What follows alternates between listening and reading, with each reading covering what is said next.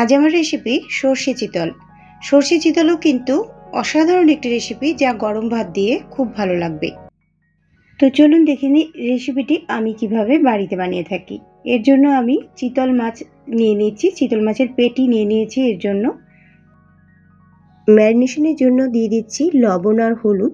লবণ আর হলুদ পরিমাণ মতো দিয়ে আমি 20 থেকে 30 মিনিট মতো ম্যারিনেট করে রেখে দেবো। ম্যারিনেশনের সময় কয়েক ফোঁটা লেবুর রস দিয়ে দিলে কিন্তু মাছের যে আষ্টে গন্ধ সেটাও চলে যাবে। মাছগুলো ম্যারিনেশনে রেখে আমি একটা মশলা পেস্ট বানিয়ে নেব। তার জন্য 1 টেবিল স্পুন দিলাম কালো সর্ষে, 1 টেবিল স্পুন দিলাম হলুদ সর্ষে, 1 টেবিল স্পুন দিলাম পোস্ত, আরও 1 টেবিল স্পুন আমি দিয়ে দিচ্ছি নারকেলের গুঁড়োটা, বাজার থেকে যে নারকেলটা পাওয়া যায় সেই নারকেলটা। সমস্ত কিছু দিয়ে আমি মিক্সার গ্রাইন্ডারে শুকনোভাবে এইভাবে কয়েকবার চালিয়ে নিলাম। দেখলাম আরও একবার চালিয়ে নিতে হবে, তাই আরও একবার ঢাকনা লাগিয়ে এটাকে মিহি করে প্রথমে শুকনো অবস্থায় গুঁড়ো করে নিচ্ছি। শুকনো অবস্থায় গুঁড়ো হয়ে গেলে কিন্তু এই যে মশলাটা ভিজিয়ে রাখার দরকার নেই, তা না হলে আগের দিন থেকে ভিজিয়ে রাখলে ভালো হয়। এখানে এখন দেখুন পাউডার হিসেবে খুব সুন্দর একটা গুঁড়ো হয়ে গেছে। এখন আমি জল দিয়ে দিচ্ছি। জল দেওয়ার পর মশলা পেস্টটা আরও 2-3 বার ঘুরিয়ে নিলেই কিন্তু রেডি হয়ে যাবে একটা মিহি মশলা পেস্ট। এখন কড়াইয়ে দিয়ে দিলাম সর্ষের তেল মাছগুলোকে ভেজে নেওয়ার জন্য। সর্ষের তেল খুব বেশি গরম হয়ে যাওয়ার পর মাছগুলো আমি দুটো করে দিচ্ছি। যে পরিমাণ সাইজে বড় আছে তাতে করে কড়াইয়ে দুটো করে মাছ ধরেছে। মাছগুলো কিন্তু খুব বেশিক্ষণ ভাজার প্রয়োজন নেই। প্রথম দুটো ভেজে নেওয়ার পর দ্বিতীয় দুটো আমি ভেজে নিলাম। এইবার কড়াইয়ে সর্ষের তেল দিয়ে দিলাম একটা পরিষ্কার কড়াইয়ে। তারপর তেল গরম হয়ে গেলে কালো জিরে দিয়ে দিচ্ছি, আর দিয়ে দিচ্ছি কিছু কুচিয়ে নেওয়া কাঁচা লঙ্কা।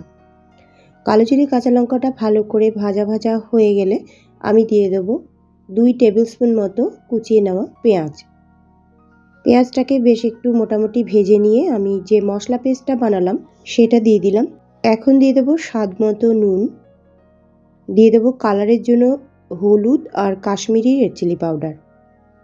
সমস্ত কিছু দিয়ে ভালো করে একটু নাড়াচাড়া করে নিলাম। দিয়ে দিলাম আরও কয়েকটা কাঁচা লঙ্কার কুচি, যাতে সেন্টটা ভালো আসে। এইবার আমি মাছগুলোকে দিয়ে দিচ্ছি। বেশিক্ষণ সর্ষে দিয়ে ফোটালে কিন্তু তিতো হয়ে যেতে পারে, এই কারণে খুব বেশিক্ষণ কিন্তু সর্ষেটাকে একদম ভেজে নেওয়া যাবে না। মাছগুলো দিয়ে সর্ষেটা মাছের মধ্যে লাগিয়ে দিয়ে তারপরে ঢাকনা দিয়ে 1 থেকে 1.5 মিনিটের জন্য আমি হতে দিচ্ছি।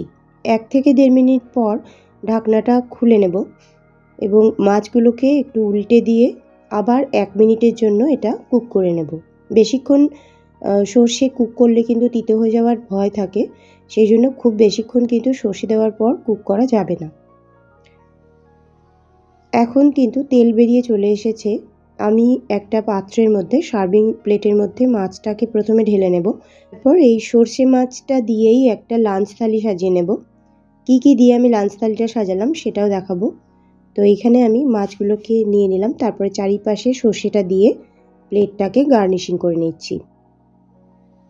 সাধারণত এই সমস্ত পাতুরিতে পেঁয়াজটা ব্যবহার করা হয় না, আমি এখানে পেঁয়াজ ব্যবহার করেছি। আপনারা এই রেসিপিটি ফলো করে একবার দেখতে পারেন। গরম ভাত দিয়ে কিন্তু খুব ভালো লাগবে। এখন একটা লাঞ্চ থালি আমি সাজিয়ে নিচ্ছি।